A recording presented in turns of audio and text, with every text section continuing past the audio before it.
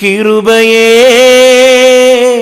கிருபையே மாறாத நல்ல கிருபையே, உங்க கிருபைதான் என்னை தாங்குகின்றது, உங்க கிருபைதான் என்னை நடத்துகின்றது, உங்க கிருபைதான் என்னை தாங்குகின்றது, உங்க கிருபைதான் என்னை நடத்துகின்றது.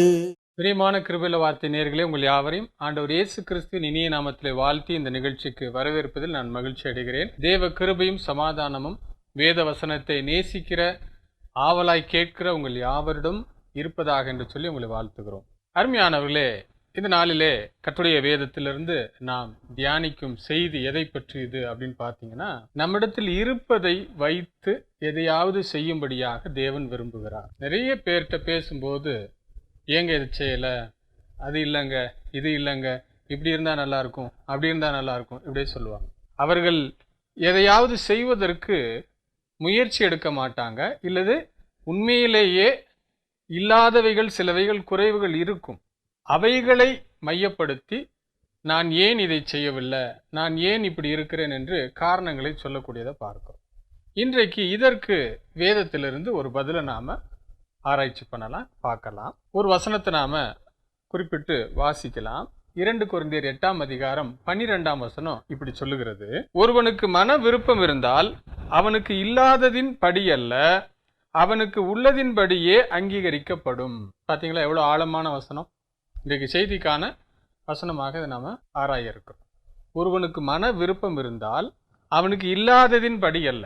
தேவன் எது அக்கௌண்ட்ல எடுத்துக்கிறாருன்னா, ஒருத்தவங்க கொஞ்சம் காரியங்களை இருக்கிறவைகளிலிருந்து முயற்சி செய்து என்ன செய்ய போறாங்கன்னு தான் அக்கௌண்ட்ல எடுத்துக்கிறாரு ஒழிய, இது இல்லை அது இல்லை அதனால செய்யலை இதனால செய்யலை.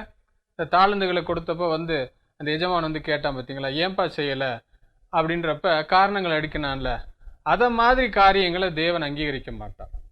எதையாவது செய்ய வேண்டும், எதையாவது முயற்சி செய்ய வேண்டும். நமக்கு இருக்கிற ரிசோர்சஸ், நமக்கு இருக்கிற ஆதாரங்களை வைத்து நாம் எதையாவது செய்தோமா என்றுதான் தேவன் நம்மிடத்தில் எதிர்பார்க்கிறார். அப்ப இன்றைக்கு வேதாமத்திலிருந்து இப்பொழுது சில உதாரணங்களை பார்க்க போகிறோம். இந்த மனிதர்கள், இந்த தேவதாசர்கள், இந்த தேவனுடையவர்கள் என்னென்னலாம் செஞ்சாங்க, எதனால எப்படி செஞ்சாங்கன்னு பார்க்கிறோம். அவங்கள்ட்ட இருக்கிற சின்ன விஷயங்களை வச்சு அவங்க என்னென்ன செய்தார்கள் என்பதை நாம பார்க்க இருக்கோம். கவனமா செய்தியை கேளுங்க. முதல்ல பார்த்தீங்கன்னா மோசேயை பற்றி பார்க்கிறோம். இவர் முதல்ல காரணங்களை சொன்னவர் தான். இது அப்படி இருக்கு தேவனே, அது அப்படி இருக்கு தேவனே, நான் பேச முடியாத திக்குவாய் மந்தனா உள்ளவன், என்னை யாருன்னு கேட்பாங்க அப்படின்லாம் பயந்து காரணங்களை சொன்னவர் தான். ஆனால் உண்மையிலே ஒரு தாளந்துள்ள மனுஷன், கடவுளுக்காக எதையாவது செய்யணும்னு ஆசைப்பட்டவர் தான். அதனால தான் அவர் ரொம்ப யாருக்குமே வராத நெருக்கடியான சூழ்நிலைகள்லாம் வந்த பொழுது கூட இந்த இஸ்ரவேல் ஜனங்களை மேய்த்து அவர்களை வழி நடத்தி கொண்டு போய் கானானில் சேர்க்கறதற்கு உதவியாக இருந்தார். ஆனால் இந்த மோசையை பற்றி பார்க்கும் பொழுது, இவர் தன் கையில் இருந்ததை பயன்படுத்தும்படியாக தேவன் விரும்பினார். என்னன்னு பார்த்தீங்கன்னா, நீங்கள் யாத்ராம புஸ்தகம் 4ஆம் அதிகாரம் 2லிருந்து 8 வசனங்கள் வாசித்து பார்த்தீங்கன்னா, தேவன் இவரை அந்த மிஷனுக்கு, தன்னுடைய விருப்பத்திற்கு இந்த இஸ்ரவேல் ஜனங்களை எகிப்திலிருந்து வெளியே கொண்டு வரும்படியாக, தன் விருப்பத்தை நிறைவேற்றும்படியாக மோசையை அனுப்புறதுக்கு முன்னாடி மோசே பேசும் பொழுது தேவன் சொல்றாரு, ஓன்ட்ட என்ன இருக்கு அப்படின்றார். இது எப்படி நடக்கும் அப்படின்றப்ப, ஓன்ட்ட என்ன இருக்கு, அப்ப என் கையில ஒரு ராடு இருக்குது, ஒரு கோல் இருக்குது, அதை கீழே போடு அப்படின்றார். ஸோ தன் கையில் இருந்ததை பயன்படுத்தும்படியாக அங்கே ஒரு குறிப்பிட்டு தேவன் அவருக்கு சொல்லி கொடுக்கிறார். அப்ப அது சர்ப்பமாக மாறியது. இதெல்லாம் நம்ம பார்க்கிறோம். ஒரு அடையாளத்தை தேவன் சொல்றார். அப்ப உனக்கு தாளந்து இருக்கிறது, நீ இல்லாதவைகளை பற்றி பயத்தையோ அல்லது இந்த எகிப்தினுடைய பெரிய படைபலத்தையோ நினைச்சு பயந்துராத, நீ இருக்கிறவைகளை பயன்படுத்த, நான் உன்னுடனே இருக்கிறேன்றதான் தேவனுடைய செய்தியாக மோசேக்கு இருந்தது. அப்போ உன் கையில் என்ன இருக்கிறது, ஒரு ராடு இருக்குது. அடுத்தது உன் கையை பையில போடு அப்படின்றாரு. அதுல இருந்து ஒரு அற்புதத்தை அல்லது ஒரு அடையாளத்தை தேவன் சொல்லி காட்டுகிறார். ஸோ மோசேயை எடுத்துக்கொண்டோம் என்றால், தன் கையில் இருந்த கோலையும் தன் கையையும் வைத்து எதை செய்ய முடியுமோ அதை தேவன் செய்யும்படியாக அவரை அனுப்புகிறார், அல்லது அவரை அடையாளமாக அவைகளை சொல்லி தேவன் அவரை ஊக்கப்படுத்துகிறார். ஸோ நம் கையில் என்ன இருக்கிறது அதை பயன்படுத்தும்படியாக தேவன் விரும்புகிறார். இன்னொரு உதாரணத்தை சொன்னால் நமக்கு நல்லா புரியும், யார் நல்லா தெரிஞ்சுக்குவோம். தாவீதை பற்றி பார்த்தீங்கன்னா, ஒரு மாம்ச மலையான கோலியாத்தை தன்னுடைய சகோதரர்கள் யுத்த வீரர்கள், பராக்கிரமசாலிகள், போருக்கு பயிற்சி பெற்ற இராணுவ வீரர்கள்லாம் அவனுக்கு முன்னாடி பயந்து நிற்கிறாங்க கோலியாத்தை பார்த்து. ஆனா தன்னிடத்தில் இருந்ததை வைத்து அவனை வென்றான் கோலியாத்தை. யாரு? தாவீது. இதான் நம்மகிட்ட என்ன இருக்குதோ பிளஸ் தேவனுடைய செயல் ரெண்டு சேர்ந்துச்சுன்னா வெற்றி நிச்சயமாக நமக்கு உண்டு. நாம் அநேக நேரத்தில் ஏன் சோர்ந்து போய் தயங்கி போய் நிற்கிறோன்னா, எதெல்லாம் நெகட்டிவ்ஸோ, எதெல்லாம் ஆகாததோ அதை மட்டுமே யோசிச்சுக்கிட்டு இருப்போம். அங்கே ஒரு 5% அல்லது 10% நமக்கு சாத்தியமானவைகள் இருக்கும். அவைகளின் மீது நம்முடைய கவனத்தை குவிக்காம நம்ம எதெல்லாம் நெகட்டிவ்ஸ், எதெல்லாம் சாத்தியமில்லாதது, எதெல்லாம் பயமுறுத்தக்கூடியது, எதெல்லாம் நம்மளுக்கு ஒரு பாரமாக இருக்கக்கூடியவைகள், அவைகளை நினைத்து நாம் சோர்ந்து போயிருப்போம். அதுதான் இந்த இராணுவ வீரர்கள், யுத்த வீரர்கள், போர் சேவகர்கள், சவுல் முதற்கொண்டு எல்லாருமே என்ன செஞ்சாங்க? தயங்கி நின்னாங்க. ஆனால் நீங்கள் தாவீதை பார்த்தீங்கன்னா அவன் கையில் என்ன இருந்ததோ அதை பயன்படுத்தினான். ரெண்டாவது, அவன் தேவனுடைய நாமத்தை முன்னிறுத்தி அதை காரியத்தை செஞ்சான். அதான் வெற்றி. ஸோ நாம தேவனுடைய பிள்ளைகளா இருக்கும் பொழுது, கடவுளை நேசிக்கிறவங்களா இருக்கும் பொழுது நிச்சயமாய் நமக்கு ஜெயம் உண்டு, வெற்றி உண்டு. அது எப்பன்னா நம் கையில் இருப்பதை பயன்படுத்த வேண்டும். நம்மகிட்ட தேவன் கொடுத்ததை நாம முதல்ல பயன்படுத்த வேண்டும். இது பாசிபிலிட்டி இல்லை, அது சாத்தியம் இல்லை, அது ஆகாது, இது ஆகாது, இப்படின்றத நாம் சொல்ல தேவன் விரும்புவது இல்லை. தாவீது என்ன செஞ்சாரு? ஒரு கவன், ஒரு கல், அவ்வளவுதான். இதை வச்சு எல்லாரும் பயந்துகிட்டு இருந்தாங்களா அந்த கோலியாத்து, அவனை ஈஸியா வீழ்த்தினான். ரெண்டாவது, நான் ஏற்கனவே சொன்னதை போல இதில் மனிதனுடைய அவன் வைத்திருக்கிற பொருட்கள், அவனுடைய தாளந்து, ஞானம்ன்றதை தாண்டி தேவனுடைய கிருபை, தேவனுடைய நாமத்தை கொண்டு நான் வருகிறேன் அப்படின்னு சொல்லிட்டு, நீ இஸ்ரவேலின் தேவனை நிந்தித்த அந்த நாமத்தை கொண்டு நான் வருகிறேன் வந்தார் பாருங்க தாவீது.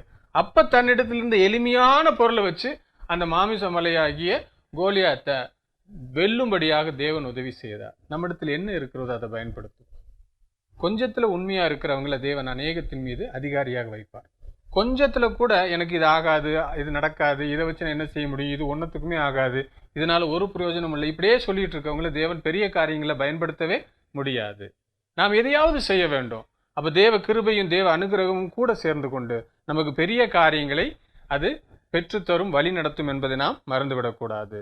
ஒரு விதவையை பற்றி பார்க்கிறோம் எலியா தீர்க்கதரிசியுடைய காலங்கள்ல. இல்ல, பஞ்சத்தின் நேரத்துல அந்த விதவை வீட்டுக்கு, சாரிபாத் ஒரு விதவை வீட்டுக்கு போகும்பொழுது அவள் தன்னிடத்தில் இருந்ததை பயன்படுத்தினால் பெரிய ஆசீர்வாதம் உண்டாச்சு. இன்னைக்கு செய்தி இதுதான். நம்ம இடத்துல என்ன இருக்கிறது அதை பயன்படுத்துவோம். நம்ம இடத்துல எளிமையானவைகளை, தாளந்தோ, பொருட்களோ அல்லது ஞானமோ எதுவா இருக்கட்டும், எளிமையானவைகளை கொண்டு நாம் கர்த்தருக்காக, கர்த்தரை நாமத்தை முன்னிட்டு எதையாவது செய்வோம். வெற்றி நிச்சயமாக நமக்கு உண்டு என்பதை மறந்துடாதீங்க. தேவன் அதை நோக்கி நம்மை வழி நடத்துவார். இங்க சாரிபாத் ஒரு விதவையினுடைய வீட்டுக்கு போறாரு. பஞ்சம், தேசமெங்கும் பஞ்சம், எல்லா இடத்திலும் பயங்கரமான பஞ்சம், பிள்ளைகளை கொண்டு சாப்பிடுற அளவுக்கு பஞ்சம் இருந்துட்டு இருக்குது. ஆனால் இந்த தீர்க்கதரிசியின் நிமித்தமாக அவள் தன்னிடத்தில் இருந்ததை பயன்படுத்தினாள். கடவுளுடைய மனுஷன் அவன் சொல்லிட்டான், முதல்ல தனக்கும் தன் பிள்ளைக்கும் சாப்பிட்டு நாங்க சாக போறோம்னு தான் சொல்றான். ஆனால் நீ அதை செய்ய வேண்டாம், இது எனக்கு முதல்ல கொடு அப்படின்னு சொல்லும் பொழுது அவள் அதை செய்ய ஆயத்தமானாள், செய்தாள், அதை மறுக்கவில்லை. தன்னிடத்தில் இருப்பதை அப்படி செய்தாள். அது கடவுளுடைய மனுஷனுக்காக அப்படி செஞ்சதுனால அந்த தேசத்துல பஞ்சம் நீங்கும் அளவுக்கு வசனம் சொல்கிறது. பஞ்சம் போகிற அளவுக்கு அவளுடைய வீட்டுல இந்த எண்ணெயும் மாவும் குறைவுபடல. இதை தான் தேவன் நம்மிடத்தில் எதிர்பார்க்கிறார். What is in our hand, let us use that one. நம்மிடத்தில் இருப்பதை, நம் கைகளில் இருப்பதை நாம் பயன்படுத்துவோம். நாம் எதெல்லாம் ஆகாதோ அதை பற்றி யோசிக்க வேண்டியதில்லை. ஸோ ஒரு மாவும் எண்ணெயும் தன்னிடத்தில் இருந்தது, எளிமையாக அதை பயன்படுத்தினால் தேவனுடைய ஆசீர்வாதத்தை பெற்றுக்கொண்டார். இன்னொரு உதாரணத்தையும் உங்களிடத்தில் நான் சொல்ல விரும்புகிறேன், பகிர்ந்து கொள்ள விரும்புகிறேன். ஆண்டவராகிய இயேசு கிறிஸ்து போதனை செய்கிறார். மக்கள் ரொம்ப ஆர்வமா 1 நாள் 2 நாள் கூட உட்கார்ந்து வசனங்களை கேட்கிறாங்க. பசி உண்டாச்சு. அப்ப அவங்கள அனுப்பி விடுவதற்கு சோர்ந்து போவாங்க வழியில. அப்படியே பசியோடு அனுப்புறதுக்கு ஆண்டவருக்கு விருப்பம் இல்லை. அப்போ உங்களிடத்துல என்ன இருக்குதுன்னு கேட்கும் பொழுது எல்லாருடைய மனக்கணக்கும் என்ன தெரியுமா இருந்துச்சு? நம்ம 5000 பேராவது இருப்போம், இங்கே அது மாதிரியான சாப்பாடு அளவு இல்லை. ஸோ எது நெகட்டிவோ அதுதான் அவங்க மனசுல பதிஞ்சு. ஆனால் அது யதார்த்தமும் கூட, அது ஒன்றும் பொய்யானது கிடையாது, உண்மை அதுதான். ஏன்னா 5000 பேருக்குள்ள சாப்பாடை எல்லார்ட்டையும் கலெக்ட் பண்ணா கூட கிடையாது, ஏதோ ஒரு 100 பேருக்கும் கூட வராதுன்னு வச்சுக்கோங்களேன். அப்ப அந்த மாதிரி இருக்க யதார்த்தமான நிலையை தான் அவங்க சொன்னாங்க. ஆனால் ஆண்டவர் என்ன எதிர்பார்த்தார்னா, அந்த சிறு பையன் அவனுடைய மனோநிலையை பார்த்தீங்களா? அவன் தன்னிடத்தில் இருந்ததை கொண்டு வந்து கொடுத்தான். அவனுக்கும் தெரியாதா 5000 பேருக்கு என்கிட்ட இருக்கிற இந்த 5 அப்பமும் 2 மீனும் பத்தவே பத்தாதுன்னு அவனுக்கு தெரியாதா? ஆனாலும் அவன் இது ஆண்டவரிடத்துல போகிறது, அவர் பார்த்து கொள்ளட்டும், என்னிடத்தில் இருக்கிறத நான் கொடுப்பேன் என்று சொன்னான். ஒருவேளை அது அவங்க அம்மா அப்பா இதை சொல்லி அனுப்பிச்சிருப்பாங்க. கடவுள் பக்தி உள்ள குடும்பமா இருக்கும் பொழுது இது உனக்கு சாப்பாட்டுக்கு வச்சுக்கோ, ஆண்டவர் கேட்டார்னா நீ என்ன செய்ய தாராளமா கொடுன்னு கூட சொல்லி அனுப்பலாம். ஆனால் அப்படிப்பட்ட ஒரு மனநிலையை தான் தேவன் நம்மிடத்தில் எதிர்பார்க்கிறார். நம்மிடத்தில் என்ன இருக்கிறதோ அதை நாம் கொடுக்க வேண்டும். நிறைய பேர்கிட்ட பேசும் பொழுது நீங்க நன்மை செய்யணும், உதவி செய்யணும், எங்களுக்கு நல்ல பணம் வரட்டும், நாங்கள் செய்கிறோம், ஏழை எளிய திக்கற்றவங்களுக்கு செய்யுங்க. இந்த ஆண்டு இறுதியில கூட நம்ம நன்றியாக இந்த வருடம் முழுவதும் தேவன் நமக்கு உயிர் கொடுத்து பாதுகாத்திருக்கிறார் பார்த்தீங்களா, அதுக்கு நன்றியாக யாருக்காவது ஒரு ஏழை குடும்பத்திற்கு உடையோ ஒரு அரிசியோ உணவோ இவைகளை நாம் வாங்கி கொடுக்க நாம் கடமைப்பட்டிருக்கிறோம். இதெல்லாம் சொல்லும் பொழுது சிலருடைய பதில் என்னவாக இருக்குன்னா, எங்களுக்கே கஷ்டம், எங்களுக்கு தேவன் நல்லா தரட்டும், நாங்கள் கொடுக்குறோம் மற்றவங்களுக்கு. கடவுள் எங்களை ஆசீர்வதித்து, அடிக்கடி நம்ம சொல்லுகிற வார்த்தை இதுதான், கடவுள் எங்களை ஆசீர்வதித்து அதை செய்கிறோம், கடவுள் எங்களுக்கு கொடுத்தா நாங்கள் இதை செய்கிறோம், நாங்கள் இன்னும் கொஞ்சம் நல்ல நிலைமைக்கு வந்தால் நாங்கள் இந்த இதை செய்கிறோம். அது அல்ல தேவன் நம்மிடத்தை எதிர்பார்க்கிறது. இப்பொழுது இருக்கிறதை செய்யுங்கள், இருக்கிறதில் நன்மை செய்யுங்கள், இருக்கிறதில் கடவுளுக்கு கொடுங்கள், இருக்கிறதிலிருந்து மற்றவர்களுக்கு பகிர்ந்து கொடுங்க, தேவன் உங்களை ஆசீர்வதிப்பார் என்று அவர் வசனத்தின் மூலமாக நமக்கு போதிக்கிறார், அறிவுரை கூறுகிறார். பிரியமானவர்களே, அன்புக்குரிய சகோதர சகோதரிகளே, இந்த செய்தியை நிறைவு செய்வதற்கு முன்பதாக மீண்டும் ஒரு வசனத்தை கவனிக்கலாம் பாருங்க. மத்தேயு 10ஆம் அதிகாரம் 42ஆம் வசனத்துல இப்படியாக நாம் வாசிக்கிறோம். சீஷன் என்னும் நாமத்தின் நிமித்தம் இந்த சிறியரில் ஒருவனுக்கு ஒரு கலசம் தண்ணீர் மாத்திரம் குடிக்க கொடுக்கிறவனும் தன் பலனை அடையாமற் போகான் என்று மெய்யாகவே உங்களுக்கு சொல்லுகிறேன் என்றார். ஆண்டவருடைய வார்த்தையை பார்த்தீங்களா, எவ்வளவு தெளிவா இருக்குது. அதாவது சீஷன் என்னும் நாமத்தின் நிமித்தம், இவங்க தேவ ஊழியக்காரங்க, இவங்க தேவனுடைய மனிதர்கள் என்ற நாமத்தின் நிமித்தம் அதை முன்னிறுத்தி நாம ஒருத்தருக்கு ஒரு டம்ளர் தண்ணீர் கொடுத்தா கூட அதனுடைய பலனை அடையாமற் போக மாட்டாங்கன்றார். அப்ப என்ன இருக்குதோ அதை கொடுங்க. உங்களுக்கு நான் பாதாம் பால் கொடுக்கணும்னு ஆசைதான், உங்களுக்கு நான் மில்க் ஷேக் கொடுக்கணும்னு ஆசைதான், இதெல்லாம் தேவன் எதிர்பார்க்கல. நாம் நன்மை செய்யணும்னு விரும்பிட்டா நம்மகிட்ட என்ன ரிசோர்ஸ் இருக்குது அதை வச்சு நம்ம செய்வோம். முதல்ல நான் இதெல்லாம் செய்யணும்னு விரும்புகிறேன், அதெல்லாம் செய்யணும்னு விரும்புகிறேன், அப்படியெல்லாம் நடக்கணும்னு விரும்புகிறேன், இப்படியெல்லாம் கொடுக்கணும்னு விரும்புகிறேன், இதையெல்லாம் பயன்படுத்தணும்னு விரும்புகிறேன், அதையெல்லாம் தேவன் விரும்புகிறது. நம்முடைய சொல்ல அல்ல, நாம் என்ன செய்கின்றோம், நாம் எளிமையாக என்ன செய்கின்றோம். நல்லா பாருங்க, அவர் 2 காசு போட்ட விதவையை பாராட்டுறார், ஐஸ்வர்யவான் அதை விட பல மடங்கு போட்டவங்கள பாராட்டல. ஏன் அப்படின்னா அவர் பொருளினுடைய அளவை பார்க்கல. ஆனா இங்க அளவு மேட்டர் தான். என்ன அப்படின்னா அதுவும் பொருட்படுத்தப்படுகிறதா. ஏன்னா இருந்ததையெல்லாம் கொடுத்தாள், அப்ப அவள் எல்லாவற்றையும் கொடுத்து விட்டாள் என்று வசனம் சொல்லுகிறது. இந்த விதவையை பற்றி பார்க்கும் பொழுது, தேவாலயத்துல காணிக்கை கொடுக்கும் பொழுது ஆண்டவர் இதை பற்றி சொல்லுகிறார். ஐஸ்வர்யவான்கள் தங்கள் பரிபூர்ணத்திலிருந்து, அவங்க நிறைய வச்சிருந்தாங்க, அதுல கொஞ்சத்தை கொடுத்தாங்க. ஆனால் இவளோ தன் ஜீவனத்துக்கு அடுத்ததை கொடுத்துட்டா, தன்னிடத்தில் இருப்பதை இழக்க துணிந்தாள் ஆண்டவரின் நாமத்தின் நிமித்தம். சீஷன் என்னும் நாமத்தின் நிமித்தம் ஒரு கலசம் தண்ணீர் கொடுத்தாலும் அதன் பலனை அடையாமற் போகான் என்று தேவனுடைய வார்த்தை சொல்லுகிறது. இன்றைக்கு நமக்கு தேவனுடைய வார்த்தை தேவ ஆவியானோர் மூலமாக நினைவுபடுத்துகிறது இதுதான். அது உலக காரியமா இருந்தாலும், உங்க வேலையில இருந்தாலும் சரி, நான் வெறும் ஆவிக்குரியது கடவுளுக்கு அடுத்ததுன்னு மட்டும் சொல்லல. உலக வேலையில கூட நாம காரணங்களை செய்ய முடியாததற்கு அடுக்க வேண்டாம். குடும்பங்கள்லையும் கூட நாம் செய்ய முடியாததுக்கு காரணங்களை நாம் சொல்ல வேண்டாம். என்ன முடியுமோ அதை செய்வோம். குடும்பத்துல சரி, வேலை பார்க்கிற ஸ்தலத்துல சரி, சபையிலே சரி, எங்குனாலும் சரி, நம்மகிட்ட இருக்கிற ரிசோர்சஸ் தேவன் நமக்கு என்ன கொடுத்துருக்கிறாரோ அதிலிருந்து எளிமையாக எதையாவது செய்வோம். தேவன் நிச்சயமாய் அதை பெருக செய்ய வல்லவராக இருக்கிறார். சிறுக விதைக்கிறவன் சிறுக அறுப்பான், பெருக விதைக்கிறவன் பெருக அறுப்பான் பார்க்கிறோம். விதைப்புக்கேற்ற அறுவடை உண்டு. இந்த விதைப்புக்கேற்ற அறுவடை என்பது அளவீட்டின் படி அல்லாமல் மனதை விருப்பத்தின்படி அது இருக்கிறது. உற்சாகமாய் நாம் செய்ய வேண்டும், எதையும் ஆசையாய் செய்ய வேண்டும். நம்மிடத்தில் இருப்பதை வைத்து நாம் எதையாவது செய்ய வேண்டும். இல்லாதவைகளை சொல்லி செய்யாமல் இருப்பதற்கு காரணம் சொல்வதை தேவன் விரும்புவதில்லை. ஆம் பெரியமானவர்களே, ஒருவனுக்கு மனம் விருப்பம் இருந்தால் அவனுக்கு இல்லாததின் படி அல்ல, அவனுக்கு இருக்கிறதின் படியே அங்கீகரிக்கப்படும் என்று நாம் வசனத்துல பார்த்தோம். நம்மிடத்தில் என்ன இருக்கிறதோ அதை பயன்படுத்துவோம்.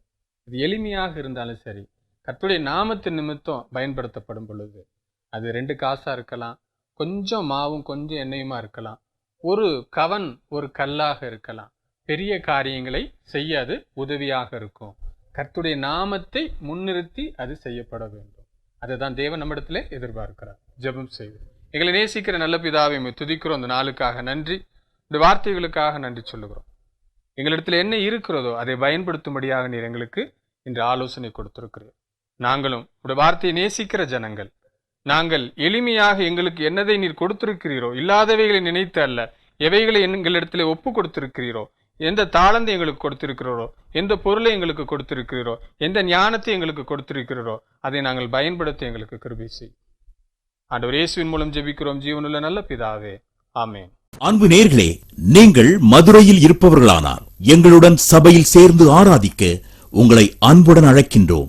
எங்களுடைய சபை ஆராதனை நேரங்கள் ஞாயிறு காலை 9:30 மணிக்கும் மாலை 6:30 மணிக்கும் மற்றும் வேத ஆராய்ச்சி புதன் மாலை 6:30 மணிக்கும் நடைபெறுகிறது.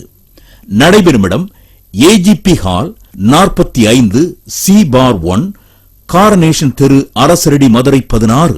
சபையில் கலந்து கொண்டு இறையாசி பெற்றுக்கொள்ள உங்கள் அனைவரையும் அன்புடன் அழைக்கின்றோம். தொடர்புக்கு 9244214421 மற்றும் 9244314431. கிருபையுள்ள வார்த்தை, தபால் பெட்டி எண் 15, அரசரடி, மதுரை 625016.